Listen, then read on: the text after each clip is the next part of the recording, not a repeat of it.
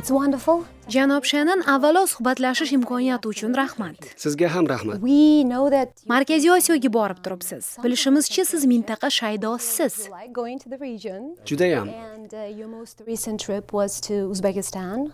So'nggi marta borganingizda Toshkentda Afg'oniston yuzasidan o'tgan anjumanda AQSh delegatsiyasiga boshchilik qildingiz. Afg'oniston borasida yig'in ko'p va muloqot keng. Toshkentdagisi nimasi bilan boshqacha? But there are other platforms too. So how is this different than others? The important thing about the Tashkent conference is that it's linked to the Kabul process, and especially to the offer made by President Ghani to the Taliban to sit at the peace table in Afghanistan. Toshkent anjumani Kobul protsessi degan jarayon bilan bog'liq. Prezident G'ani Tolibonni tinchlik muzokarasiga chaqirgan va afg'onlar birodarlar orasida murosa qilish maqsadi aynan shu platformada muhokamada. Toshkentdagi yig'inning muhim jihati shuki, unda aynan shu maqsad haqida gap ketdi. Kobuldagi muloqot Toshkentga ko'chdi va xalqarolashdi. Ishtirokchilarning soni oshdi, Tolibonga chaqiriq kuchaydi. Yagona yo'l muzokara qilish va xalqaro hamjamiyat Kobul taklifini yoqlaydi va afg'onlar bir-biri bilan yarashishini istaydi deya baralla bayon qilindi. The international community wants to see a successful reconciliation process. But is the international community on the same page when it comes to Lekin xalqaro hamjamiyatning o'zi Afg'oniston borasida yakdilmi? Ko'plab ishtirokchilar o'zaro ziddiyatdagi tomonlar. No, listen, it's a great question. Many countries, especially Afghanistan's neighbors, have different interests in Afghanistan. But I think all of the participants understood the importance of peace in Afghanistan. To'g'ri, o'rinli savol. Ko'plab davlatlar, Afg'onistonning qo'shnilari Afg'onistonda turlicha manfaatlarga ega, lekin hamma tinchlik istaydi, murosa qilish muhim ekanini biladi. Hamma o'z manfaatlarini himoya qilishi uchun mamlakatda barqarorlik tomon yetaklovchi qadamlar tashlanishi kerak. Menimcha, bu anjumanning asosiy yutug'i O'zbekiston mana shu dolzarb masala muhokamasini ochiq va keng maydonga aylantirdi. Davlatlarni o'z manfaatlaridan kelib chiqqan holda muloqot stoliga olib keldi. Anjuman Afg'onistonda Tolibon va markaziy hukumat orasida murosa zarurati nafaqat bu yurt, balki xalqaro tinchlik va farovonlik, taraqqiyot va yangi imkoniyatlar tomon yo'l ochishini ko'rsatib berdi. Ayniqsa xavfsizlik masalasiga urg'u berildi. A degree of stability and peace and then prosperity open opportunities for other countries to benefit from that, but especially to address security concerns. So do you think countries like Sizningcha Pokiston, Rossiya, Xitoy, Hindiston, Afg'oniston va qolaversa Markaziy Osiyoning 5 davlati bu borada bir yoqadan bosh chiqara oladimi? Aytishga har doim oson. Albatta. we also know that there are so Kelishmovchiliklar talay ular orasida. And this is the challenge of diplomacy. It's the challenge that we face. It's the challenge that the Uzbek government and the other Central Asian countries face. And this is, it's an Uzbek-hosted event, and in many ways an Uzbek-conceived event. Diplomatik sinov bu. Masala va vazifa shunda. O'zbekiston va Markaziy Osiyoning boshqa davlatlari uchun ham shunday. Bu anjuman O'zbekiston tashabbusi va uning mehnati mahsuli. Markaziy Osiyo bir ovozdan quvvatladi uni. Afg'oniston tinchligi naqadar muhim ekani tan olindi. Demak, umid bor. Biz barcha hukumatlar bergan so'zining ustidan chiqishi uchun harakat qilamiz. Chiqmasa nega deb o'rganamiz. Afg'onistondagi urush qanday olib borilishi kerakligi yuzasidan yakdillik yo'q edi. Bugun biz urushni emas, tinchlikni muhokama qilyapmiz. Murosaga qanday erishish yo'llarini, afg'onlar nima qilishi kerak, xalqaro hamjamiyat nima qila oladi. And this is where the international community can play a meaningful role. Xo'sh, endi nima? Keyingi konkret qadamlar nima? We're in the process of consulting with our partners right now about this. Obviously, Tomonlar o'zaro maslahatlashmoqda. Hamkorlar bilan muloqotdamiz, jumladan Markaziy Osiyo davlatlari va xususan O'zbekiston bilan. Toshkentdagi anjumanda hammamiz bir-birimiz bilan gaplashib oldik. Keyingi qadamlar ustida ishlayapmiz. and so we're looking at what the next steps could be and should be. How do you feel about the security? Janob Shennon, Pokistonda vaziyat oxirgi kunlarda qaltis. Bilishimizcha, AQSh diplomatlari postidan 40 kilometrdan uzoqqa bora olmayapti. Trump ma'muriyati qarshi, shundaymi? Posts, is that true? Our diplomats are under travel restrictions, and they can travel farther, but they have to notify the government of Pakistan. Diplomatlarimizning safar qilishi cheklangan. Pokiston hukumati ruxsatsiz uzoqqa bora olmaydi. Biz bunga mos javob beryapmiz. Diplomatiyada bu tabiiy hol, lekin qayd etaman, Pokiston bilan muloqotdamiz. Afg'oniston haqida va o'zaro hamkorlik yuzasidan doimiy aloqadamiz. Birga ishlash umididamiz. To build off those in a way that helps this broader reconciliation process. Is the US government going to restrict AQSh ham Pokiston diplomatlariga cheklov qo'yadimi Washingtonda? Typically, Odatda narigi tomonning qadamiga mos qadam qo'yamiz. so I'll just leave it at that. O'zbekistonga qaytsak, prezident Shavkat Mirziyoyev bilan bir necha bor ko'rishdingiz, gaplashdingiz. Qanday rahbar u nazaringizda? I think he's done remarkable things in a very short period of time. And he has opened Uzbekistan to engagement with its neighbors in a remarkable way, and a way that I think has radiated very positively in the region. Qisqa davrda katta ishlar qila olgan lider. O'zbekistonni qo'shnilarga ochdi va mintaqa unga ijobiy javob berdi. Afg'oniston anjumani uning mintaqaviy faolligining yaqqol isboti. Masalani o'z tashabbusini xalqaro maydonga olib chiqdi va olqishlandi. Biz Mirziyoyev bilan keng strategik muloqot olib boryapmiz. Hamkorlik kengayishi uchun zamin hozirlayapmiz. Nazarimda u a'lo darajali sherik. So from our point of view, he's proven to be an excellent partner. Bilasiz, O'zbekiston islohotlar jarayonida cheksiz yordam va quvvatlovga muhtoj. Bu borada O'zbekiston rahbariyati bilan gaplashgansiz. Keng qamrovli uchrashuvlar o'tkazdingiz. Siz boy tajribaga ega diplomatsiz. AQSh dunyo bo'ylab turli davlatlarda islohotlar jarayonini qanday quvvatlab kelganini bilasiz. Amerika islohotlarda yordam beraman deb chiqqanida nimani eplaydi-yu, nimani eplay olmaydi? You know, that's a great question. I mean, to begin with, our reform efforts have the greatest impact when we have a partner to work with. When we have a partner that understands the importance of the reforms and is prepared to take the steps necessary to begin a reform process. Ajoyib savol. Islohotlarga yordamimiz hamkor davlatning irodasiga bog'liq. Real o'zgarishlar qilaman degan tomon bilan ishlaganimizda ko'magimiz samara bergan. Sabr-toqat hamda davomiylik va bir maromda harakat qilishga kelganda orada tushunmovchiliklar bo'ladi. Aytmoqchimanki, islohotlarni boshlayotganda jarayonni belgilab olish kerak. Proses siyosiy jihatdan to'xtovsiz bo'lishini ta'minlovchi qarorlar qilish kerak. Shundagina qadamma-qadam yutuqqa erishish mumkin. Har bir qadam maqsadga muvofiq bo'lishi zarur. Jarayon sekin, vaqt kerak. Markaziy Osiyoda islohotlar qilish oson emasligini tushunamiz. Boy o'tmishga ega mintaqa, lekin siyosiy tuzumlar bu borada tajribaga ega emas. Sovet o'tmishi mustaqillik yillaridagi mashaqqatli davr, xalqaro maydonda o'rin topish, xavfsizlikni ta'minlash, qiyin sinovlar. Islohotlarda samarali yordam bera olish bizdan o'sha murakkab muhitni tushuna olishni talab qiladi. Lekin ko'p narsa islohotlar boshida turgan hukumat va uning rahbariga bog'liq. As we engage, we have to understand the context in which we're working. But it's all about Demak, Mirziyoyev siz uchun kuchli irodali sherik, yaqindan ishlasa bo'ladigan, shundaymi? He's been a good partner for us. I mean, obviously this is a process. And the Uzbeks are evaluating us as we evaluate them.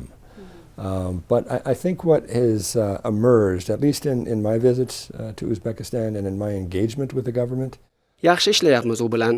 O'zbekiston xalqi singari biz ham shoshmasdan tahlil qilyapmiz. O'z uchrashuv va muloqotlarimga asoslanib ishonchim komilki, O'zbekiston hukumatı biz bilan yaqindan ishlashni va keng hamkorlik qilishni istaydi. O'zbekiston hukumati va biz barcha imkoniyatlarni ishga solgan holda harakat qilishga kelishib olganmiz.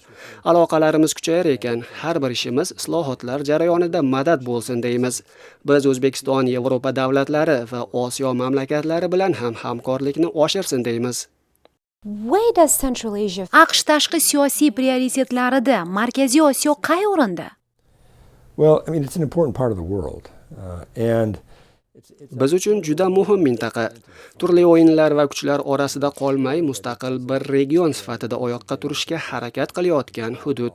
AQSh u yerda o'yin o'ynamayotganini qayd etib keladi.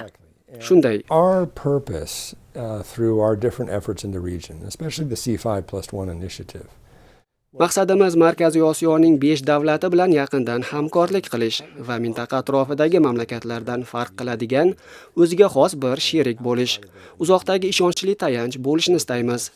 Boshqa davlatlar singari bu mintaqa mamlakatlari ham o'z tarixiga ega. Qo'shnilar bilan til topishishga majbur. Shu bilan birga dunyo bilan bog'lanishni, xalqaro tizimlarga ulanishni istaydi. Biz ham shuni xohlaymiz. Mushtarak manfaatlarga ega sherik bo'lishni. going away.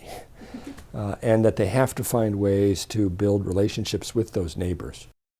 When you talk to the Central Asian officials, do you Markaziy Osiyo rahbarlari bilan gaplashganingizda ulardan kelasi 10-15 yil uchun biror reja yoki uzoq muddatni ko'zlovchi maqsad haqida eshitasizmi? AQSh kelajakni odatda shunday rejalaydi. Strategiya shunga qarab belgilanadi. It's being built now, and it's being built through the engagements that we're seeing in the region, because the C5 now meets on its own, and so they're having these larger discussions.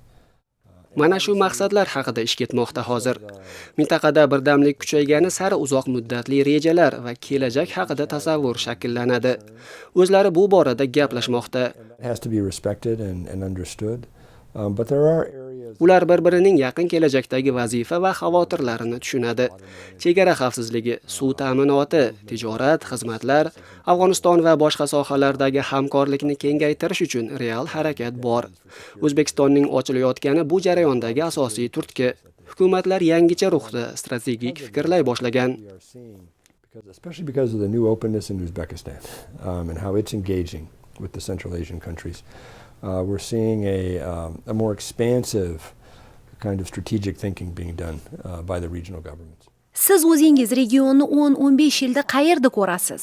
Qayerda ko'rishni xohlar edingiz? Well, so much will depend on the decisions that are made. Number one, so much will depend on what happens in Afghanistan. Hammasi qarorlarga bog'liq. Afg'onistonda nima bo'lishiga bog'liq. Markaziy Osiyo va uning atrofidagi davlatlar orasidagi hamkorlikka bog'liq. Bizning ular bilan aloqamizga bog'liq. Rossiya, Xitoy, Hindiston, Pokiston, Eron, Turkiya o'z tajribamga asoslanib mintaqa rahbarlari, tashqi ishlar vazirlari bilan so'zlashuvlarimga tayanib aytamanki, Markaziy Osiyo qudratli davlatlar orasida o'yinchoq bo'lishni aslo istamaydi. U tijoriy, siyosiy va madaniy ko'prik bo'lishni istaydi. 21-asrdagi taraqqiyot va o'zgarishlar maydoni bo'lishni, strategik hudud sifatida ahamiyatini oshirib, o'z farovonligini ta'minlashni, boshqalarga ham madad bo'lishni istaydi. Markaziy Osiyo barqaror va to'q davlatlar jamlanmasi sifatida ko'tarila oladi. Yevropa, Shimoliy Amerika, Osiyo va boshqa taraflar bilan mustahkam rishtalarga ega, o'ziga ishongan davlatlar bo'la oladi. Sarmoya, tijorat, hamjihatlik va totuvlik maydoni. Areas of either cooperation or competition in the 21st century. And we hear very similar vision from some of the Central Asian. Mintaqa rahbarlaridan ham shunga o'xshash gaplarni eshitamiz. Markaziy Osiyo xususida bilganlaringizga asoslanib, asosiy muammolar nimada degan bo'lardingiz? Well, first, the security concerns of these countries are real. And up to this point, they've done a pretty good job of Avvalo xavfsizlik bilan bog'liq masalalar, real tahdidlar bor. Qonli ekstremizm, Afg'onistondagi yangi to'dalar, xususan Islomiy davlatning Xuroson bo'limi hukumatlarni xavotirga soladi. Afg'onistonda tinchlikka erishilmas ekan, mintaqa ham xavf ostida deya tashvishlanishadi. Biz bu borada harakatdamiz. Terrorizmga qarshi zarba berishda davom etyapmiz. Lekin Afg'onistondagi mojaroga barham berilmas ekan, bu mamlakat tahdid o'chog'i bo'lib qolaveradi. Mintaqa davlatlari bu borada jiddiy o'ylab keladi. And how the kinds of security decisions that are made. Also, the continuing consolidation of democratic gains is going to be important, and that means the continuing consolidation of gains in human rights. Yana bir vazifa demokratik harakat qilish. Shu paytgacha erishilgan yutuqlarni boy bermaslik, inson huquqlari, mehnat huquqlari va oshkoralik ta'minoti hamda siyosiy erkinlik tomon intilish. Biz demokratik o'zgarishlar tarafdorimiz va ularni qo'llab-quvvatlaymiz. Demokratiya va huquq targ'ibotini davom ettiramiz va buni sheriklarimizga dangal aytamiz. With us means when it comes to democracy and human rights. What can they expect from the US? Janob Shennon yordam uchun ajratiladigan mablag' kamayib bormoqda. Mintaqa uchun ayniqsa. Nima kutish mumkin real madad sifatida? Well, I mean, actually, there has been, especially on the security side, but there's more we can do, and there's more we should do. Xavfsizlik yuzasidan yordam uchun mablag' bor, lekin umuman olganda to'g'ri ko'proq moliya zarur.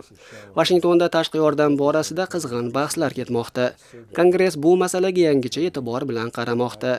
Aynan nima sohada yordam pulini oshirish kerak? Byudjetlar hajmi yuzasidan debat ketmoqda. Markaziy Osiyoning ahamiyati tan olinib, u yerdagi manfaatlarimiz yo'lida qancha sarflash kerak? Rolimizni boy bermaslik uchun nima qilish kerak? Yaqin va uzoq muddatda nima qilmoqchimiz? Mana shular borasida bir qarorga kelishimiz kerak. These countries will be taking over the next several decades. You mentioned Afghanistan as being one of the, Afghanistan being the source of concern for Central Asians. Pakistan is also mentioned as a source of. Afg'onistonni tahdid o'chog'i dedingiz, Pokistonga ham xavotir bilan qarashadi. Bilasiz, yaqin o'tmishda u yerda o'zbek jangarilar ko'p edi. Pokistondan hamon ularning faoliyati haqida eshitib turamiz. Markaziy Osiyo bu davlat bilan ekstremizm va terrorizmga qarshi qanday ishlashi mumkin? Siz qanday yordam bera olasiz bu borada? Well, I'm not sure how much we can help that process, because this is really something that the Pakistanis have to understand. Tomonlarning o'zi kelishib olishi kerak. Kimga nima muhim? Afg'onistonda tinchlikka erishish uchun nima qilmoq zarurligiga urg'u berish kerak. Urushni qanday davom ettirishga emas. Mana shu jarayonda Pokiston juda muhim rol o'ynaydi va o'ynashi kerak. Agar sidqi dildan ahd qilsa, o'zi va Markaziy Osiyo uchun yangi imkoniyatlar ochilishi aniq. Start a larger reconciliation process. That Pakistan can play a meaningful and important role in that process. And if so, it will open, I believe, the possibilities for deeper conversations, especially with neighbors and especially with Central Asian countries. Markaziy Osiyo davlatlari va Pokiston orasida qator yo'nalishlarda hamkorlik bor. Ikki tomonlama aloqa mavjud. Lekin aynan terrorizm va ekstremizmga qarshi kurashga kelganda mintaqa kuchli sheriklarga tayanishni istaydi. Shuni aytishadi rasmiylar mintaqada. Ular AQShdan ko'proq harakat kutadi. Pokistonga bosimni ushlab tursin deyshadi. Tushunamiz buni, lekin hamma narsa bizga bog'liq emas. Pokiston uchun Xitoy juda muhim davlat. Rossiya-chi? Russia is not as big a partner as China is. Pokiston uchun Xitoy eng kattasi. Rossiyaning mintaqadagi tarixiy roli ziddiyatli, lekin biz Rossiya bilan ham dunyoning bu qismi yuzasidan keng muloqotga shaymiz. Very prepared and we'd be very happy to have a larger conversation. Rossiya Afg'onistonda faollashib borayotgani sizni qanchalik xavotirga soladi? It depends what they're doing. Nima qilayotganiga bog'liq. Agar maqsad tinchlik bo'lsa va Rossiya afg'onlarning murosa qilishi tarafdori bo'lsa, biz buni olqishlaymiz. Janob Shennon, katta rahmat suhbat uchun. Sizga ham rahmat.